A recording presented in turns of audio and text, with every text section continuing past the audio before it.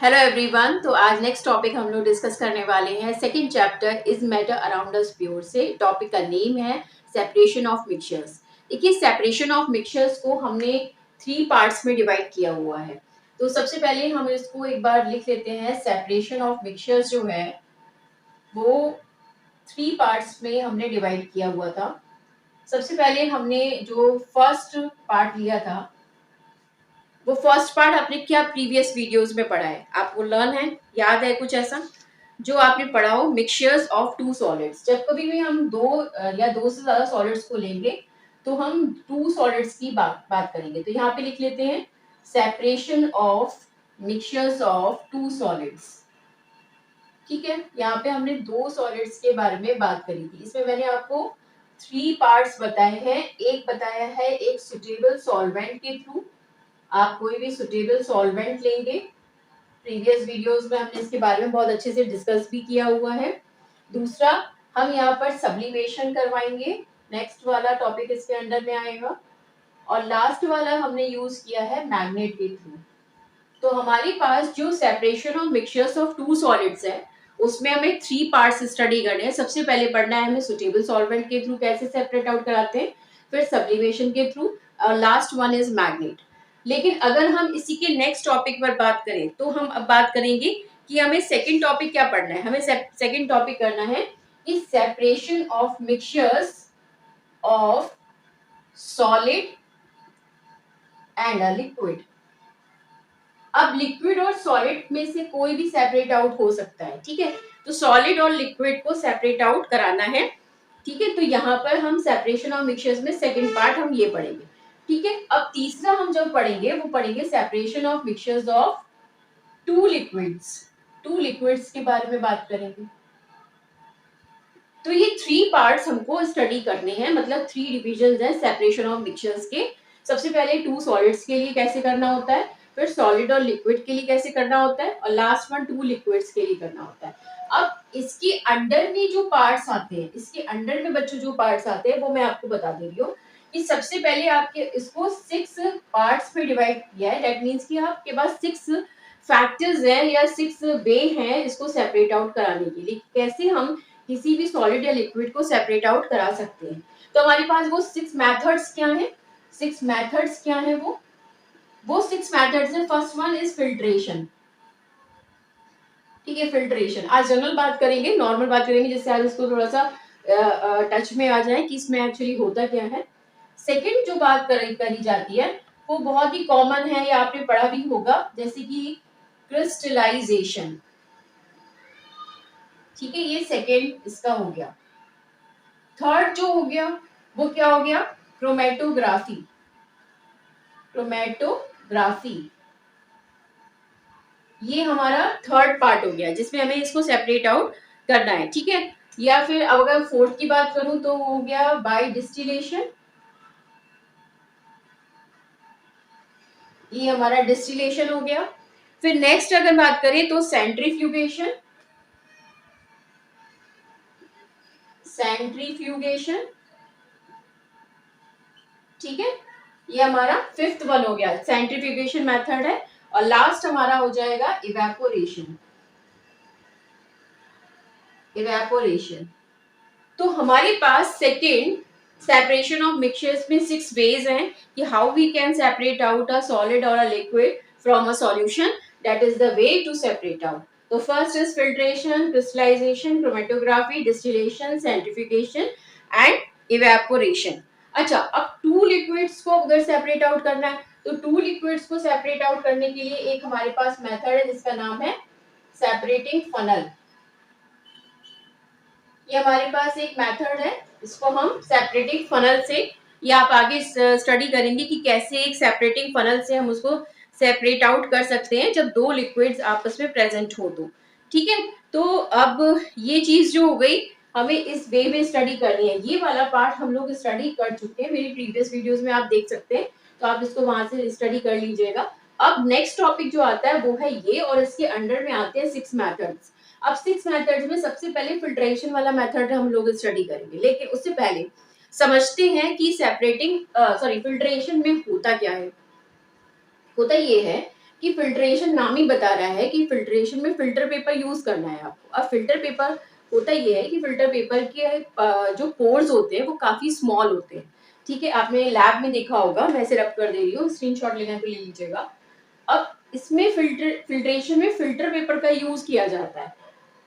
तो filter paper का जो यूज होता है उसका ये कॉन्सेप्ट होता है कि जिसका साइज ज्यादा है, जैसे दो साइज हो गए, एक तो कम एक ज्यादा, ठीक है। कम वाला पास आउट हो जाएगा और ज्यादा वाला वहीं रह जाएगा। इस वे में हम इसे समझेंगे। देखिए कैसे, कि अगर मैं फिल्ट्रेशन को लेके चल रही हूँ, ठीक है, ये वाला हमारा फिल्ट्रेशन हो गया। तो हम फर्स्ट सेकंड का फर्स्ट पढ़ रहे हैं।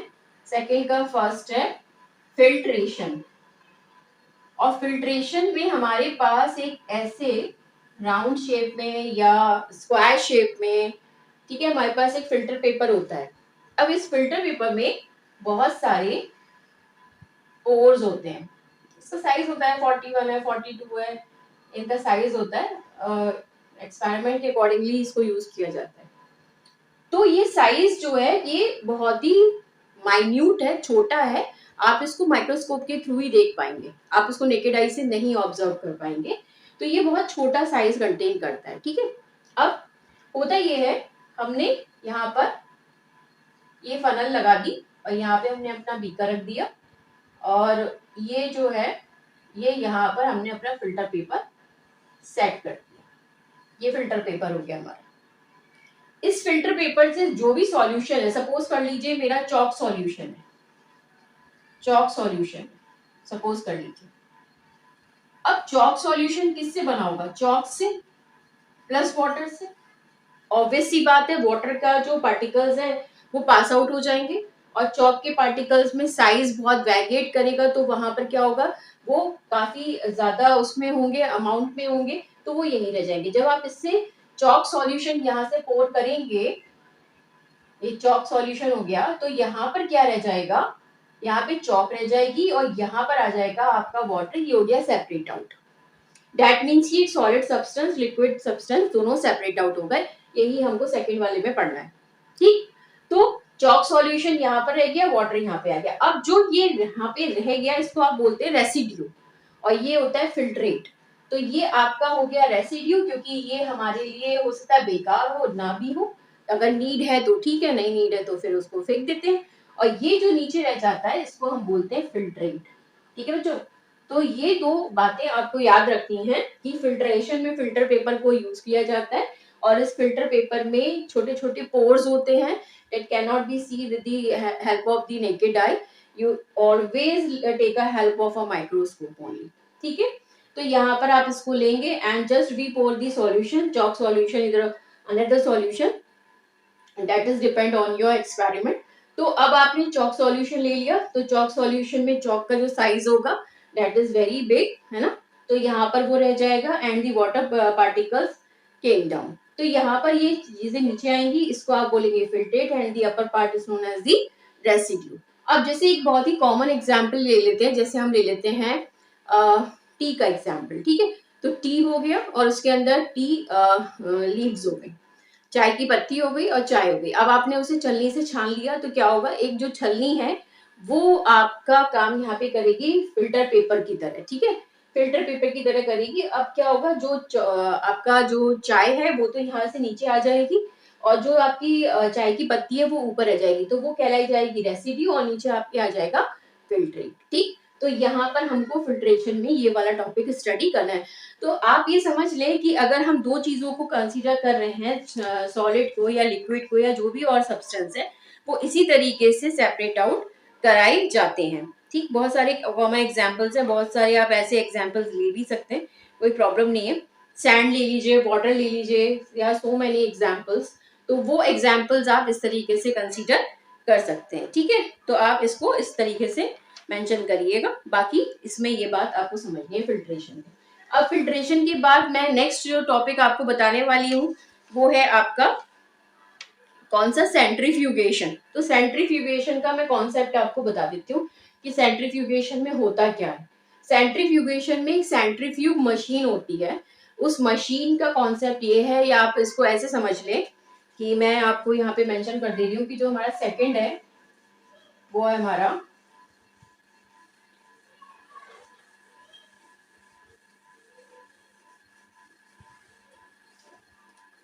सेकंड है हमारा सेंट्रीफ्यूगेशन। ठीक है बच्चों, अब इस सेंट्रीफ्यूगेशन में क्या होता है, एक सेंट्रीफ्यूग मशीन होती है। इस सेंट्रीफ्यूग मशीन में कॉन्सेप्ट ये है, इसका बेस ये है, इसका आप प्रिंसिपल ये समझ सकते हो कि उस सेंट्रीफ्यूग मशीन में आप क्या करते हो, टेस्ट ट्यूब ले लेते हो, उस टेस्ट ट्यूब में सॉल्यूशन को पोर कर देते हो, और होता यह है कि जिसकी डेंसिटी ज्यादा होती है वो नीचे सेटल डाउन हो जाता है और जिसकी डेंसिटी कम होती है वो ऊपर आ जाता है। दैट मीन्स ये ग्रेविटी फ्रैक्शन है यहाँ पे।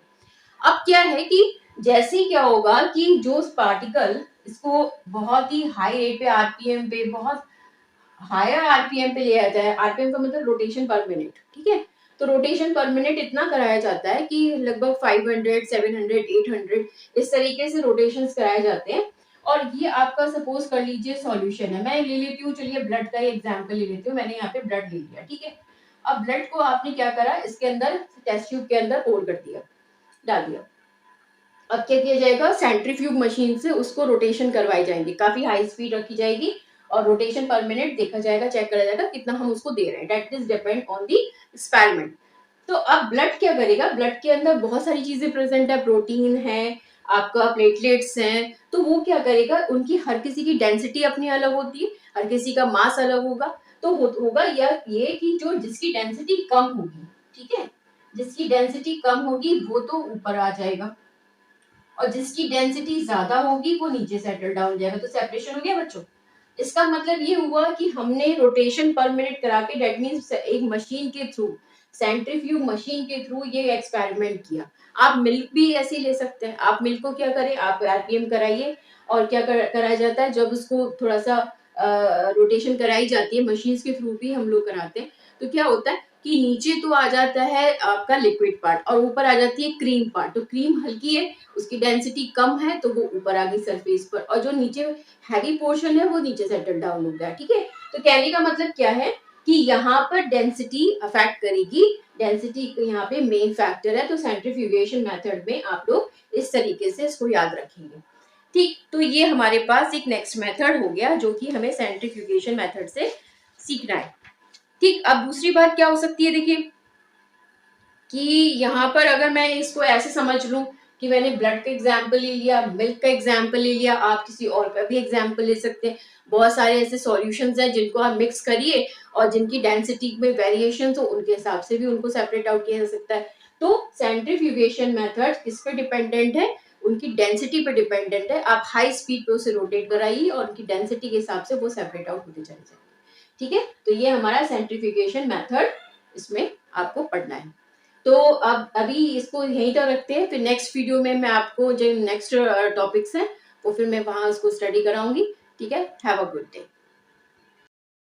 हेलो बच्चों, तो अब नेक्स्ट टॉपिक आज हम स्टडी करने वाले हैं वो है इवेपोरेशन। देखिए इवेपोरेशन हमने स्टडी पहले क्या कर लिया, फिल्ट्रेशन कर लिया, सेंट्रीफ्यूगेशन कर लिया, अब हम इवेपोरेशन को स्टडी करेंगे।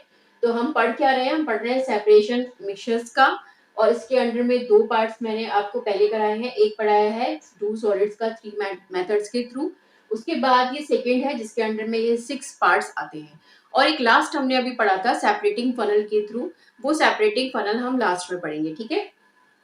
तो इवेपोरेशन का पहले कॉन्सेप्ट समझ लेते हैं। देखिए कभी भी इवेपोरेशन मेथड जो होगा उस मेथड में हमें सबसे पहले ये सीखना होगा कि हमें कराना क्या है। आपको आपको पता है कि इवेपोरेशन का बेस क्या है, ठीक है। कभी भी लिक्विड को अगर गैसियस स्टेट में जाना होता है तो वो क्या कहलाया जाता है, इवेपोरेशन कहलाया जाता है, सिंपल सी बात है, ठीक। अब इवेपोरेशन में ये भी होता है कि ये रूम टेम्परेचर पे होता है, ठीक है, स्लो प्रोसेस है, स्लो धीरे धीरे धीरे धीरे होता रहेगा। अगर आप इसको टेम्परेचर दे देंगे तो ये अपने स्पीड को मेंटेन कर लेगा, काइनेटिक एनर्जी बढ़ जाएगी। बट एक नॉर्मल टेम्परेचर, अगर रूम टेम्परेचर पे ये काम हो रहा है तब हम उसको एक नॉर्मल कहते थे कि ये स्लो प्रोसेस है, इवेपोरेशन यहाँ पे टेक प्लेस हो रहा है, ठीक। दूसरी बात ये है कि इवेपोरेशन जो है वो एक सरफेस फिनोमेना है। ये मैंने अपनी प्रीवियस वीडियोस में भी आपको बताया होगा कि जो इवेपोरेशन होता है बेसिकली वो एक सरफेस फिनोमेना होता है, और ये इस बात पे बेस्ड है कि यहाँ पर लिक्विड तो वेपराइज होगा लेकिन सॉलिड वेपराइज नहीं होगा, क्योंकि आप ये चेक कर लो कि यहाँ पे सॉलिड और लिक्विड का ही सेपरेशन है। तो यहाँ सॉलिड तो वेपराइज नहीं होगा, लिक्विड वेपराइज होगा। तो लिक्विड की स्टेट अगर बदल जाएगी, अगर वो लिक्विड गैशियस स्टेट में चेंज हो जाएगा तो पीछे क्या बच जाएगा, सॉलिड ही बच जाएगा। तो इसलिए इवेपोरेशन मेथड में हम इसको अप्लाइड, मतलब सॉलिड और लिक्विड मेथड में हम इवेपोरेशन मेथड अप्लाइड कराते हैं। ठीक, तो आप इसका एग्जाम्पल लेके चलते हैं। जैसे सबसे कॉमन एग्जाम्पल हमने कंसीडर करा है वो है हमारा सॉल्ट सॉल्यूशन। ठीक, सॉल्ट सॉल्यूशन आप सबको प्रोसेस इसका नोन है कि हम क्या करते हैं कि हम सॉल्ट ले लेते हैं बच्चों, और सॉल्ट में वाटर को डिसॉल्व करा लेते हैं। ठीक है, या आपको ऐसा नहीं करना, एक्सपेरिमेंट अगर आप लैब में करें तो आप इंटेंशनली करेंगे, लेकिन अगर आप सी वाटर ले रहे हैं तो उसमें पहले से ही इतना सॉल्ट प्रेजेंट है कि आपको उसको बाहर निकालना है। वाटर को वेपराइज कराया जाता है क्योंकि ये लिक्विड स्टेट है और ये क्या है, ये सॉलिड स्टेट है। सेपरेशन तो हमने इसी का कराना है ना। तो अब क्या करते हैं कि सॉल्ट जो है वो सॉल्ट अपनी स्टेट को चेंज नहीं करेगा। ठीक, और लिक्विड जो है वो अपनी स्टेट को चेंज कर लेगा, क्योंकि ये प्रोसेस भी रूम टेम्परेचर पे, तो रूम टेम्परेचर आप ना बोलो उसको, तो आप कह लो कि एक नॉर्मल टेम्परेचर पे ये काम हो रहा है, क्योंकि वो क्या करते हैं कि सी वाटर को ब्लॉक कर देते हैं अलग अलग पोर्शंस में, और धीरे धीरे वो लगभग 1 महीना 1.5 महीने के लिए उसको रेस्ट दे देते हैं, छोड़ देते हैं। उसके बाद धीरे धीरे वाटर वहां से इवेपोरेट हो जाता है और पीछे जो बच जाता है वो होता है आपका सॉल्ट। ठीक है, फिर उसको आप क्या करते हैं, प्यूरिफाई करते हैं, फिर उसको थोड़ा सा इनहेंस करते हैं उसका कैरेक्टर, और उसके बाद वो मार्केट में आ जाता है। तो कहने का मतलब ये है कि इवेपोरेशन जो है उसमें लिक्विड आपका वेपराइज होगा, बट सॉलिड अपनी स्टेट को चेंज नहीं करेगा। इस मेथड पे ये बेस्ड है। तो हमने सॉल्ट को क्या, अगर आप सपोज कर लीजिए कि ये मैंने क्या किया, ये सॉल्यूशन ले लिया, सॉल्ट सॉल्यूशन। ठीक है, सॉल्ट सॉल्यूशन में ये दोनों चीजें प्रेजेंट है, और सपोज कर लो कि टेम्परेचर दे दिया, हीटिंग दे दी। ठीक है, वैसे तो नॉर्मल टेम्परेचर भी चलेगा प्रोसेस, बट ये है कि हमने टेम्परेचर दे दिया, तो ये वाटर यहाँ से इवेपोरेट कर गया, जो ये सॉल्यूशन में वाटर था वो इवेपोरेट कर गया, और पीछे क्या रह गया हमारा सॉल्ट।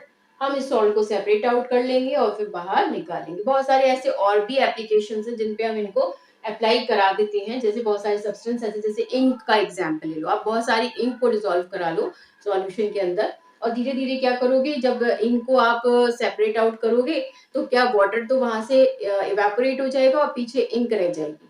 तो ये भी एक मेथड है। तो इवेपोरेशन मेथड में हम ये स्टडी करेंगे।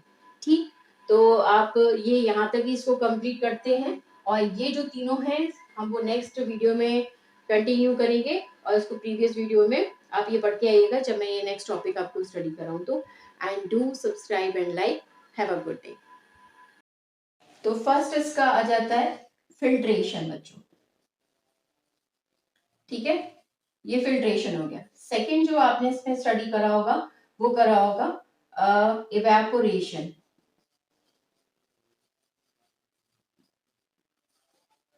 ठीक है, ये दो पार्ट्स आपने स्टडी करे होंगे, और एक थर्ड मैंने पढ़ा दिया है आपको,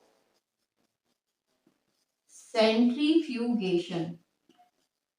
ये तीन की बात हम लोग कर चुके हैं। ठीक है, प्रीवियस वीडियोस में हम लोग ये बात कर चुके हैं। अब जो बात हमको करनी है वो करनी है फोर्थ वन, क्रिस्टलाइजेशन।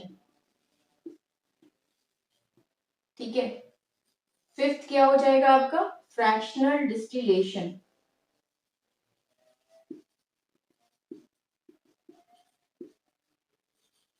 और सिक्स्थ हो जाएगा क्रोमेटोग्राफी। ये हमको थ्री जो है अब पढ़ने हैं, और ये हम प्रीवियस वीडियोस में स्टडी कर चुके हैं, वहां पर आप इसको एक बार चेक कर लीजिएगा। तो आज हम लोग पढ़ेंगे क्रिस्टलाइजेशन। ये मैंने आपको थोड़ा सा एक फ्लैशबैक दे दिया है कि सेपरेशन ऑफ मिक्सचर्स में कैसे स्टडी करनी है, और ये जो हम पढ़ते हैं लिक्विड के केस में ये सेपरेटिंग फनल के थ्रू होता है, वो हम बाद में पढ़ेंगे। तो आज जो टॉपिक हमें स्टडी करना है वो है क्रिस्टलाइजेशन। हम सबसे पहले इसको स्टडी करते हैं। ठीक है, तो आप इसके लिए बात समझिए कि इसको कैसे स्टडी करना है अब आपके लिए। देखिए, क्रिस्टलाइजेशन का मतलब क्या होता है, बेसिक मीनिंग क्या है क्रिस्टलाइजेशन का, कि process of a cooling a concentrated solution. किसी भी कंसंट्रेटेड सॉल्यूशन को जब आप कूल कर देते हैं, ठीक है, तो उससे हमें कुछ क्रिस्टल्स ऑब्टेन्ड होते हैं। वो जो क्रिस्टल्स हमें ऑब्टेन्ड होते हैं वो हमारे लिए प्योर फॉर्म की तरह वर्क करते हैं। कहने का मतलब उसमें कोई इम्प्योरिटी प्रेजेंट नहीं होगी, वो एकदम प्योर प्रेजेंट होंगे, तो हम उसको क्रिस्टल्स के लिए नाम दिया जा रहा है, तो इसलिए क्रिस्टलाइजेशन हम उसको टर्म यूज करेंगे। तो बेसिकली क्रिस्टलाइजेशन जो है, क्रिस्टलाइजेशन जो है उसमें आपको एक हॉट कंसंट्रेटेड, कंसंट्रेटेड का मतलब समझते हैं बच्चों क्या होता है? कंसंट्रेटेड का मतलब होता है जिसमें सॉल्वेंट कम और सॉल्यूट ज्यादा हो जाता है, ठीक है। दैट मीन्स कि आप सॉल्यूट मीन्स जिसको हम डिसॉल्व करवा रहे हैं, जिसमें करवा रहे हैं वो है सॉल्वेंट।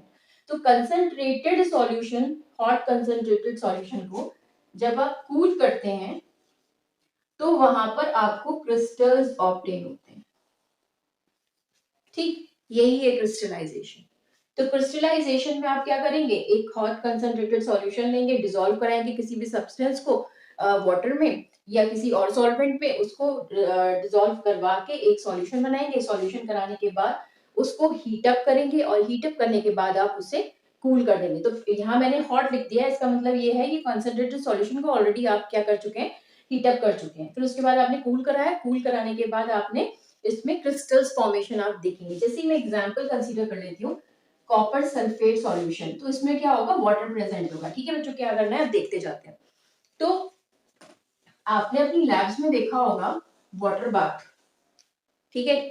वो वाटर बाथ क्या होता है, एक तरीके का वाइट बाउल होता है, एक वाइट कटोरी आपने देखी होगी। तो वो आप, ये ट्राइपॉड स्टैंड होता है, इसके ऊपर आप वायर गॉज रख लीजिए। वायर गॉज का मतलब होता है वो जाली जो होती है ना, जिसमें एक पतली सी आयरन की जाली होती है, उससे हम वायर गॉज कहते हैं। तो ये हमारी वायर गॉज हो गई, ठीक है। ये वायर गॉज है, ये हमारा ट्राइपॉड स्टैंड है जिसपे हमें इसे रखना है। और ये हमारा, मैंने बर्नर ऐसे ही बना दिया, समझ जाएंगे कि ये बर्नर है। और ये हमारा बर्नर हो गया। ड्राइंग मेरी इतनी अच्छी नहीं है, आप सब समझते हैं, तो इसलिए मैंने बस उसको थोड़ा सा एक्सप्लेन करने के लिए यहाँ पे मेंशन किया। ओके, तो अब हमने यहाँ पर अपना वो वाटर बाथ रख दिया है, ठीक है। ये हमारा वाटर बाथ है। और अब हमने इसमें क्या करा है, कॉपर सल्फेट सॉल्यूशन को पुट कर दिया है। अब क्या होगा, धीरे धीरे धीरे धीरे जैसे ही कूल सॉरी हॉट होना स्टार्ट होगा, तो ये क्या करेगा, इसमें जितना भी सबसे पहले आपको करना क्या है वो मैं बताती हूँ यहाँ पे, ये तो बात की बात है। पहले आप इस कॉपर सल्फेट और वाटर के सॉल्यूशन को फॉर्म करेंगे, इसका मतलब आपने ये सॉल्यूशन बना दिया। अब जरूरी तो नहीं है ना कि कॉपर सल्फेट प्योर फॉर्म में, आप तो इम्प्योरिटी को रिमूव आउट करा रहे हो, क्योंकि ये टॉपिक ही है प्यूरिफिकेशन बाय क्रिस्टलाइजेशन। तो आप इसमें हेडिंग मेंशन कर दो, ये लिख दो, प्यूरिफिकेशन बाय क्रिस्टलाइजेशन, क्योंकि इन्हीं मेथड्स के थ्रू तो हम प्यूरिफाई कर रहे हैं बच्चों, है ना। तो ये प्यूरिफिकेशन हो रहा है क्रिस्टलाइजेशन मेथड के थ्रू। तो आप पहले इस कॉपर सल्फेट को लोगे, वाटर में डिसॉल्व कराओगे, और इसमें कुछ इम्प्योरिटीज प्रेजेंट होंगी, वो क्या कराई जाएगी, सेपरेट आउट कराई जाएगी एक फिल्टर पेपर के थ्रू। फिल्टर पेपर पे आप इसे पोर करोगे, जितनी भी इम्प्योरिटीज होगी वो वहां पे प्रेजेंट होगी, तो वो आ जाएगी उस पे फिल्टर पेपर पे, और नीचे जो रह जाएगा अमाउंट वो होगा आपका कॉपर सल्फेट का सॉल्यूशन। तो आपने इसे क्या करा, आपने इसे फिल्टर आउट कराया। तो यहाँ पे लिख लीजिए फिल्टर आउट। फिल्टर आउट कराया, तो फिल्टर आउट कराने के बाद अब आपको जो मिला वो कॉपर सल्फेट सॉल्यूशन मिल गया, जिसमें कोई भी इम्प्योरिटी अब प्रेजेंट नहीं है, ठीक है। जैसे कि कोई डस्ट पार्टिकल है या जो भी ऐसे पार्टिकल्स हैं जो जिसमें मास प्रेजेंट है, जो दिखाई दे सकता है हमको हल्का हल्का, वो आपने यहाँ से हटा दिया। अब कॉपर सल्फेट सॉल्यूशन को आपने इसमें डाल दिया भाई, ठीक है, वाटर बाथ में। अब क्या होगा कि जितना भी वाटर प्रेजेंट होगा वो सब यहाँ पे इवेपोरेट हो जाएगा, सब चला जाएगा। तो हमें वाटर बाथ में, और फिर आप क्या करेंगे, एक ग्लास रॉड लेंगे, एक छोटी सी रॉड टाइप की होती है, ग्लास की होती है, जैसे पेंसिल है, पेंसिल को आप समझ लीजिए वो ग्लास रॉड है। अगर उसे ग्लास में कन्वर्ट कर दिया जाए, मतलब कि अगर उसको हम उसमें बनाना चाहें शीशे की फॉर्म में, तो वो ग्लास रॉड की तरह आ जाएगी। तो करते क्या है कि ग्लास रॉड को लेते हैं और बार बार इसको थोड़ा सा टिल्ट उसमें चेंज देखते रहते हैं कि भाई ये चिपक तो नहीं रहा है क्रिस्टल्स इसके, आ तो नहीं रहे, जैसे दिखता है कि हाँ भाई थोड़ा सा क्रश होना शुरू हुआ, क्रिस्टल्स की फॉर्मेशन शुरू हो गई, तो हमें समझ में आ जाता है कि अब वहां पे वाटर जो है वो खत्म हो चुका है, इवेपोरेट हो चुका है। अब वहां पर सिर्फ रह गया है कॉपर सल्फेट के क्रिस्टल्स। तो आप क्या करते हैं, कूलिंग सॉरी हीटिंग जो होती है वो स्टॉप कर देते हैं और इस वाटर बाथ को कूल डाउन होने रख दें, छोड़ देते हैं। तो फिर थोड़ी देर बाद आप क्या चेक करते हैं कि जो उसकी सरफेस है उस पर कॉपर सल्फेट के क्रिस्टल्स फॉर्म हुए होते हैं। फिर आपको उसको थोड़ा हटा लेते हैं ग्लास रॉड से, अब वही फॉर्म आपको मिल जाती है क्रिस्टलाइजेशन की फॉर्म में। तो हम उसी प्रोसेस को क्रिस्टलाइजेशन बोल रहे हैं। तो कहने का सेंस ये है कि आप यहाँ पर ये चेक करिए कि इवेपोरेशन और क्रिस्टलाइजेशन में डिफरेंस क्या है। मेन डिफरेंस ये है कि हमने कोई भी इवेपोरेशन प्रोसेस में कभी फिल्टर आउट नहीं करा था, हमने इम्प्योरिटीज को हटाया नहीं था, रिमूव आउट नहीं करा था। लेकिन यहाँ पर हम लोगों का पहला ये वर्क है, पहला स्टेप यही है कि आप सबसे पहले इसका सॉल्यूशन बनाइए, उसको फिल्टर आउट करिए with the help of a filter paper, और उसके बाद जो आपको सॉल्यूशन मिलता है उसको आप इस वाटर बाथ में रखिए, हीटअप करिए, हीटअप करने के बाद कूल करिए, कूल करने के बाद आपको वहां पे कॉपर सल्फेट के क्रिस्टल्स ऑब्टेन्ड होंगे, but it is present in the pure form. ठीक है, वहां पे कोई आपको इम्प्योरिटी प्रेजेंट नहीं होगी, ये बात ध्यान रखें। इवेपोरेशन में इम्प्योरिटी प्रेजेंट होती है जिसकी वजह से वहां पर हम उसे प्योर स्टेट में नहीं मान सकते। अगर यही प्रोसेस आप इवेपोरेशन से करना चाहें तो आपको क्या मिलेगा, मिलेगा कॉपर सल्फेट, लेकिन उसमें इम्प्योरिटी ही प्रेजेंट होगी। लेकिन आप ये कहें कि वो प्योर फॉर्म में है, no it's not present in a pure form, it has some impurities also. तो इवेपोरेशन एक वो टेक्निक नहीं है जिससे आप प्योर फॉर्म में लेके आए, क्रिस्टलाइजेशन एक टेक्निक है जिसके थ्रू आप उसको प्योर फॉर्म में रख सकते हैं। ठीक है, गॉट इट। तो ये आप पढ़ेंगे इसमें। तो नेक्स्ट टॉपिक स्टडी करते हैं बच्चों, फिफ्थ टॉपिक जिसका नेम है क्रोमेटोग्राफी, प्यूरिफिकेशन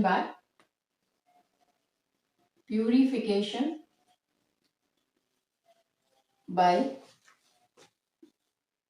क्रोमेटोग्राफ।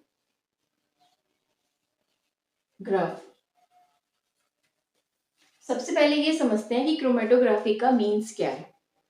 देखिए, क्रोमेटोग्राफी एक तरीके की ऐसी टेक्निक है जिसमें हम to or more than to, अगर कोई टू सॉलिड्स प्रेजेंट है किसी भी सॉल्यूशन में या उससे ज्यादा प्रेजेंट है तो हम उसको सेपरेट आउट कर सकते हैं। That mean separate out means कि हम उसमें फाइंड आउट कर सकते हैं कि इसमें कौन से सब्सटेंस प्रेजेंट है। ठीक है, जैसे मैं एक एग्जांपल ले लेती हूँ इंक का, ब्लैक इंक का। ब्लैक इंक में बहुत सारे कलर्स प्रेजेंट होते हैं, तो उसमें क्या होता है कि हमें पता चल जाता है कि इसमें कौन कौन सी इंक प्रेजेंट है। अच्छा, ये फैक्टर जो है ये किस बात पे डिपेंड होता है, किस प्रिंसिपल पे बेस्ड है। तो प्रिंसिपल ये है कि आप जो सॉल्यूशन ले रहे हैं, दैट मीन्स कि आपके पास जो सॉल्वेंट है उसमें आपने अगर इंक को डिसॉल्व किया तो उसमें इंक में बहुत सारे सब्सटेंस है, मान लीजिए 1 2 3 4 5, बहुत सारे हैं, बहुत सारे कलर्स प्रेजेंट है। तो वो सारे कलर्स कितनी जल्दी इस सॉल्वेंट पे डिसॉल्व होंगे वो इस बात पे अफेक्ट डालेगा। ठीक है, फर्स्ट वाला बहुत जल्दी डिसॉल्व हो रहा है, सेकेंड वाला उसके बाद हो रहा है, ठीक है, थर्ड वाला उससे थोड़ा लेट, फोर्थ और लेट, और फिफ्थ सबसे लेट। इसका मतलब ये है कि जो सबसे पहले डिसॉल्व हो रहा है वो सबसे टॉप पर जाएगा। अब कैसे टॉप पे जाएगा वो मैं अभी आपको बताती हूँ। तो कहने का मतलब ये है कि यहाँ पर सॉल्युबिलिटी डिपेंडेंट वैल्यूज है। अगर जो अपने आप को पहले डिसॉल्व करवा रहा है वही सबसे टॉप पर है, इसका मतलब वो सबसे पहले अपने आप को डिसॉल्व करवाएगा सॉल्यूशन में, उसके बाद second, third, fourth, fifth and so on. तो कहने का मतलब ये है कि क्रोमेटोग्राफी में मीन्स क्या हो गया, क्रोमेटोग्राफी का सेंस क्या हो गया कि ये वो टेक्निक है जिसमें हम सेपरेट आउट कर पाते हैं two or more than two substance which is present in a solution। तो हम इसको सेपरेट आउट कराएंगे, देखेंगे कैसे, पता करते हैं। और ये किस प्रिंसिपल पे बेस्ड है कि which one get dissolved first, जो सबसे पहले डिसॉल्व हो रहा है उसी को हम मानेंगे कि हाँ भाई ये सबसे पहले डिसॉल्व हो रहा है, तो ये पीक पर प्रेजेंट है। ठीक है, जैसे मैं एक एग्जांपल यहाँ पे लेके चलती हूँ। क्रोमेटोग्राफी का, देखो क्रोमेटोग्राफी क्रोमेटोग्राफ ग्राम पेपर से सेपरेट आउट कराई जाती है। ये क्रोमेटोग्राफी में बहुत सारे टेक्निक्स हैं, बट सबसे सिंपलेस्ट जो है वो है पेपर क्रोमेटोग्राफी। तो हम लोग यहाँ पर जो क्रोमेटोग्राफी पढ़ रहे हैं ना, वो हम पेपर क्रोमेटोग्राफी पढ़ रहे हैं बच्चों। तो हम इसमें क्या लेते हैं, एक पेपर लेते हैं। पेपर एक स्पेशल पेपर होता है जिसका नाम होता है क्रोमेटोग्राम। ये पेपर है और इसका नाम है क्रोमेटोग्राम, ठीक है। ये एक पेपर है, ठीक है। अब इस पेपर को हमने क्या करा, यहाँ पे एक मार्क बना दिया पेंसिल से और डार्क कर दिया थोड़ा सा इस पॉइंट को, पेंसिल से मार्क बनाया पेपर पे। अब क्या करा कि इस डॉट पे जहाँ पे हमने मार्क बनाया है, जिस इंक को लेना है या जिस जिस सब्सटेंस को भी लेना है आपको, उसको ड्रॉपर की हेल्प से यहाँ पर इंट्रोड्यूस करवाया। लिया इंक में, ड्रॉपर से इसको लिया इंक को और यहाँ पर जाके इसको इंट्रोड्यूस करवाया। और नीचे वैसे से आपको हैंग करना पड़ेगा, किसी चीज से आप इसको हैंग करेंगे तभी ये एडजस्ट हो पाएगा, तो इसे हैंग करना पड़ेगा। नीचे आपने रख दिया वाटर, अब इसको टच कराया, ठीक है। तो कैपिलरी एक्शंस होंगे। तो यहाँ पर कैपिलरी एक्शन जब होता है तो वाटर जो है वो अपवर्ड डायरेक्शन में जाता है और यहाँ तक रीच करता है, इस पॉइंट तक। और जैसे ही यहाँ पे रीच करता है, ये इंक वाटर के कांटेक्ट में आती है, तो यहाँ सबसे पहले टॉप पर एक लाइन दिखाई देगी, जो भी कलर होगा। मान लीजिए, सपोज कर लीजिए कि यहाँ रेड कलर का हमें शो हुआ। थोड़े नीचे डिस्टेंस पे आने पर आपको सपोज कर लीजिए ऑरेंज कलर दिख गया। फिर नेक्स्ट आपने देखा यहाँ ब्लू दिख रहा है। फिर नेक्स्ट देखा आपने यहाँ पर येलो दिख रहा है। ऐसे आपको कलर्स दिखाई देते जाएंगे। तो सबसे टॉप पे जो आया रेड कलर, इसका मतलब ये वाटर में सबसे पहले, दैट मीन्स कि उस सॉल्यूशन में सबसे पहले डिसॉल्व हुआ होगा। उसके बाद कौन डिसॉल्व हुआ, ऑरेंज, उसके बाद ब्लू, उसके बाद येलो। कहने का मतलब क्या है कि यहाँ पे डिसोल्यूशन फैक्टर है कि कौन सबसे पहले डिसॉल्व हुआ। जो सबसे पहले डिसॉल्व होगा वो सबसे टॉप पर आ जाएगा उस क्रोमेटोग्राम पेपर पर, ठीक है। तो यही हमें समझ में आ गया कि भाई इस ब्लैक इंक के अंदर, ये मैंने ब्लैक इंक ली थी, इस ब्लैक इंक के अंदर ये कलर्स प्रेजेंट, और भी हो सकते हैं। तो बहुत सारे कलर्स अगर प्रेजेंट है तो हमें समझ में आ जाएगा। फिर हम क्या करेंगे, इसको बड़े स्केल पे कराएंगे। फिर वहां पे हम रेड, ऑरेंज, ब्लू कलर ये सारे सेपरेट आउट कराएंगे, ठीक है। तो हम इस टेक्निक को क्रोमेटोग्राफी मेथड कहते हैं, जिसमें two or more than two substance को सेपरेट आउट कराया जाता है with the help of this paper, if you are study about that paper chromatography, ठीक है। अगर पेपर क्रोमेटोग्राफी पढ़ रहे हैं तो आपको पेपर लेना पड़ेगा और वो क्रोमेटोग्राम पेपर है, ठीक। तो ये बात समझ में आ गई। तो ये क्रोमेटोग्राफी बेसिकली हम यूज कहाँ पे करते हैं, बहुत सारे ऐसे जगह है जहाँ पे हम इसको यूज करा जाता है। जैसे फॉरेंसिक साइंस में हम इसे यूज करते हैं। जैसे देख लीजिए, कोई ऐसा केस होता है, फॉरेंसिक साइंस डिपार्टमेंट क्या करता है कि बहुत सारे ऐसे केसेस होते हैं, जैसे किसी ने पॉइजन ले लिया, अब उस पॉइजन में क्या प्रेजेंट है, क्या खाया था उसने, क्या नहीं खाया था, तो वो उसी मेथड से पता चल जाता है, क्रोमेटोग्राफी मेथड से, कि उसमें क्या प्रेजेंट है। दैट मीन्स कि इस पॉइजन में क्या चीज प्रेजेंट है। हो सकता है कि उसके अंदर कुछ रेसिड्यू प्रेजेंट हो सकते हैं, हो सकता है उसे फूड पॉइजनिंग हुई हो, या कुछ ऐसा सब्सटेंस जो कि अपने आप को सेपरेट आउट कराए, वो यहाँ पर शो होना शुरू हो जाता है इस ग्राम के ऊपर, ठीक है। तो कहने का मतलब क्या है कि क्रोमेटोग्राफी जो है फॉरेंसिक साइंस में यूज होती है, और इसी की हेल्प से हम फाइंड आउट करते हैं कि उस बंदे ने, उस पर्सन ने क्या लिया है। दैट मीन्स कि उसने क्या खाया था, क्या उसने पॉइजन लिया था या नहीं लिया था। तो इस मेथड से हम उसको पता करने की कोशिश करते हैं, ठीक है। बहुत सारे केमिकल रिएक्शन में भी हम इनको यूज करते हैं। तो ये हमारा एक क्रोमेटोग्राफी मेथड है। इसको आप पढ़िएगा और कोई प्रॉब्लम आए तो कमेंट बॉक्स में मेंशन करिएगा।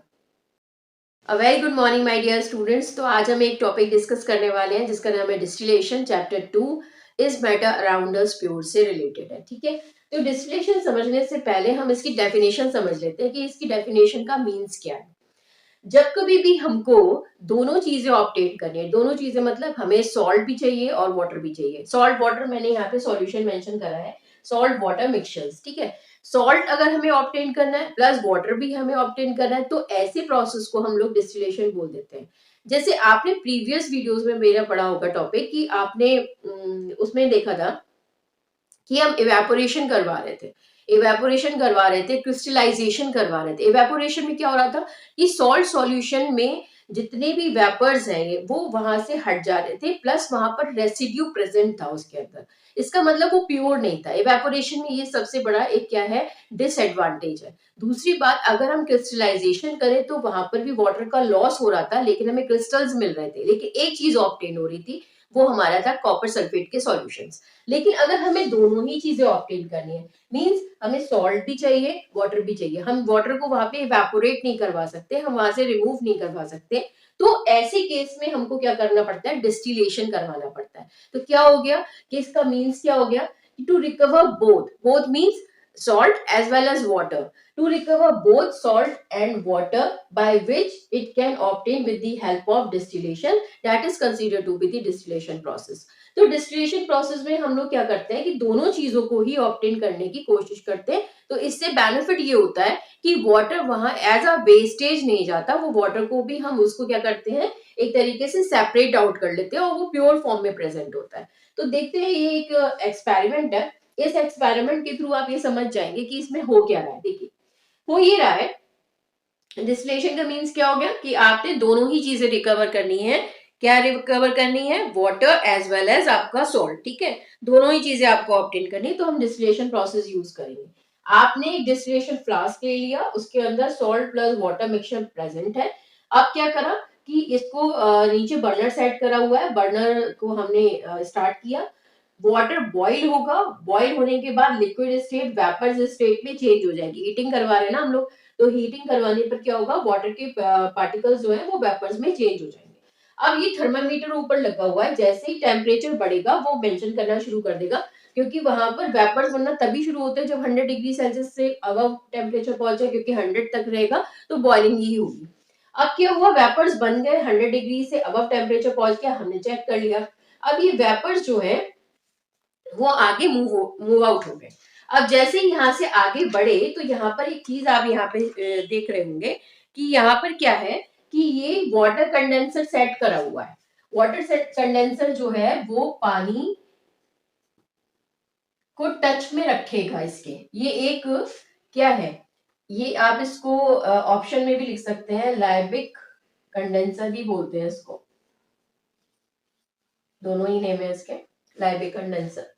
तो क्या होता है, ये एक यहाँ पर एक ग्लास की रॉड होती है और उस ग्लास की रॉड के टच में लाइबिक कंडेंसर या वाटर कंडेंसर को रखा जाता है। होता क्या है, मैं आपको यहाँ पे बताती हूँ। जैसे कि यहाँ पर ये वाटर आए, वाटर के पार्टिकल्स आए, डेट मीन्स की वेपर्स आए। तो ये वेपर्स जैसे ही आए, अभी ये हाई टेम्परेचर पे थे, यहाँ तक ये हाई टेम्परेचर पे है, ठीक है, वेपर्स स्टेट है। यहाँ तक ये वेपर्स स्टेट रहेगी, ये यहाँ पे वेपर्स स्टेट रहेगी, ओके, ये यहाँ पे वेपर्स स्टेट रहेगी। अब जैसे ही वाटर कंडेंसर के टच में आएंगे, ये पानी है कूल्ड एकदम, ठीक है, टच ठंडा पानी है यहाँ पे।